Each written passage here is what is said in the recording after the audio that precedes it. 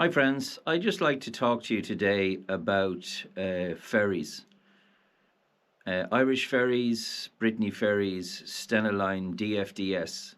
Basically, since Brexit, the vast majority of Irish trucks are leaving Ireland via direct ships to France.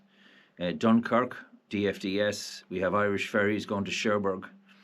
And we also have Brittany ferries going from ROSSLARE to Bilbao and Santander in Spain. Now,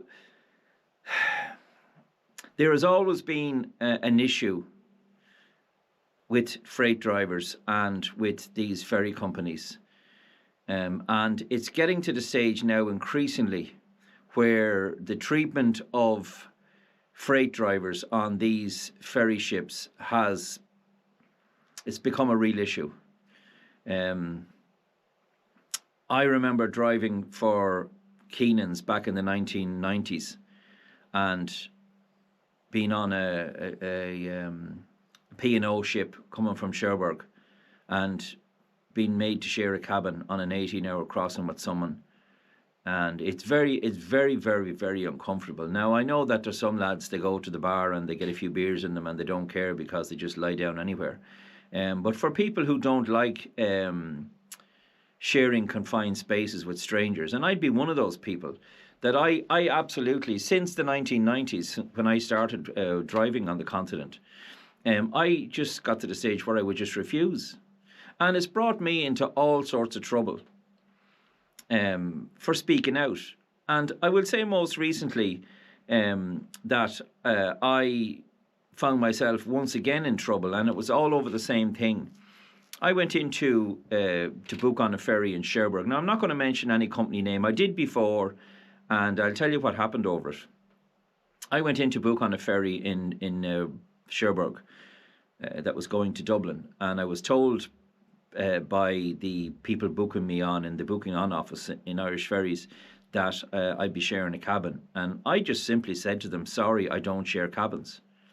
So their reaction to that was to go and to ring the freight booking company. Now, there's two different freight booking companies in Ireland. Basically, what they are is that these freight booking companies book all the ships, and then the companies, the freight companies, the drivers have to go through them to get. It's basically like Irish Ferries and Stena Line and Brittany Ferries have outsourced their booking system to a private company. Basically, that's what it is. So the private company gives out these bookings to drivers. In other words, if a company rings and says, I need 2 lorries on the Brittany Ferries tonight to Bilbao, they have to go through this agent, and this agent will then book them because they know what spaces are available.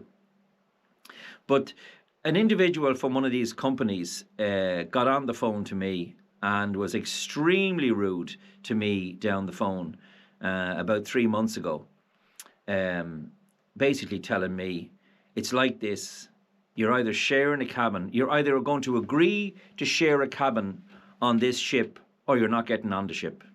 That's exactly what was said to me, and I'm not exaggerating that, and anyone that knows me knows that I don't talk shit and I don't exaggerate or add bits on. That's exactly what was said to me. And when I said to this person, look, there's no big deal, I'll just go and stay in the motorist lounge on the reclining seats. And he says, you can't do that. And I said to him, what do you mean I can't do that? It's like this, you're either going to agree now to share a cabin or you're not getting on the boat. So I made a post subsequently to that, naming the company, and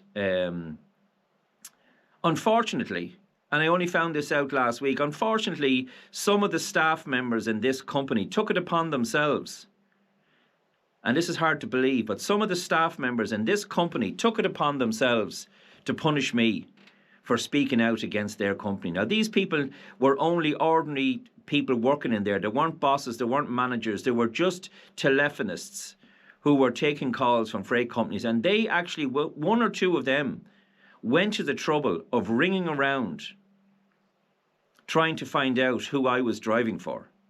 So when you get a situation like that, where the arrogance of these people to think that they were going to punish me for saying I wasn't going to share a cabin is outrageous. Now, I subsequently, and as I said again, I'm not going to mention the company's name, I spoke to the general manager of that freight forwarding company, or the freight booking company, right? And I explained to him what his staff had done to me. Basically, trying to have me excluded from travelling on certain ferries because I spoke out about the way I was spoken to by one of them.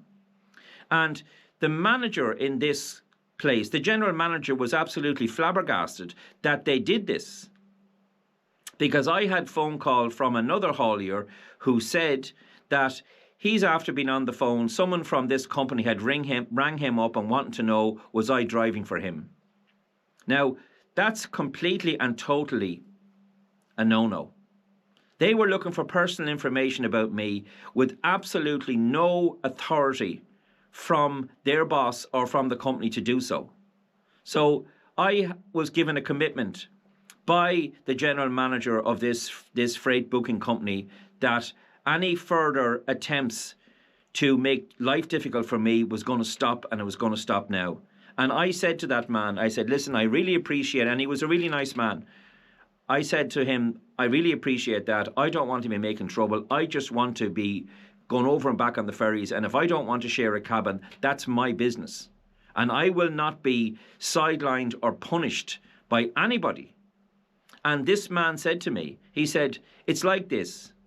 When we book, and this is something you should know, my friends, when a freight company or a haulage company books bookings through Irish Ferries or Stena Line or Brittany Ferries or whatever, the name of the driver is never mentioned in the booking. The haulier rings up and says, I need a lorry out Dublin to Cherbourg today, and this freight company, there's two of them, says, okay, no problem, we'll give you that space, okay? The driver's name is never mentioned. Never mentioned. So you will, and this is what the boss told me, that your name was never mentioned at all. So these people working for his company had to actually ring up and ask the haulier, who's the driver? They had no right to do that. They had no business doing that. And they were doing that in an attempt to try and make life difficult for me. So as a result of that, I was told by the haulier that I was going out for, sorry, Ned, I can't send you out on Friday on Irish Ferries because you're barred off the boat. And I'm like, excuse me? Barred off the boat? For what? These people again in the background ringing up and making threats saying that if I wasn't going to keep my mouth shut, maybe I shouldn't be going on the boats. Now, I know that you're probably looking at this video, and the people who did this to me from this said freight booking company know who you are, and I know who you are. I have your names. So what I would ask you to do, if you want to remain in your job, I would be very, very careful about ringing up people looking for personal information about me, because I will finish your job for you. I let it go this time, but I will finish your job for you, and I will land a solicitor in on top of you. So you need to be very, very careful.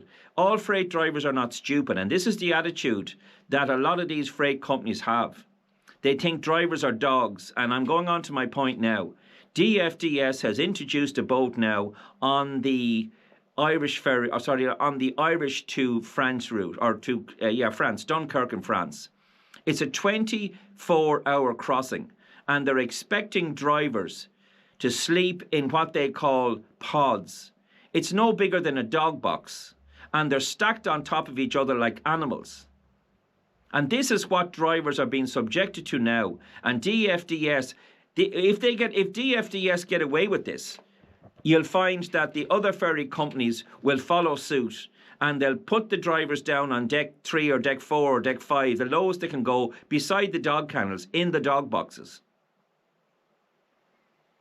This is unacceptable. I've heard stories from drivers who are telling me, number one, you can't sleep, it's too hot in there, there's no security, you haven't even got your private toilet, you have to share showers, share toilets, share everything else, and they're having stuff stolen from them. And you're expected to sleep in this dog box while other passengers are upstairs in cabins. And I've also been told by drivers that drivers who refuse to get into these dog boxes are being forced to share cabins with other drivers who've refused to get into them, and they're ramming 3 and 4 drivers. So this is your punishment. You either get into the dog box, or else we're putting you in a cabin with 3 or 4 other drivers. Now, this is absolutely disgraceful, and I'd like to know where the Irish Road Haulage Association are in on this. They should get on to DFDS and say no. But as someone said to me, it's up to the drivers to say, I'm not doing this. I am not doing this.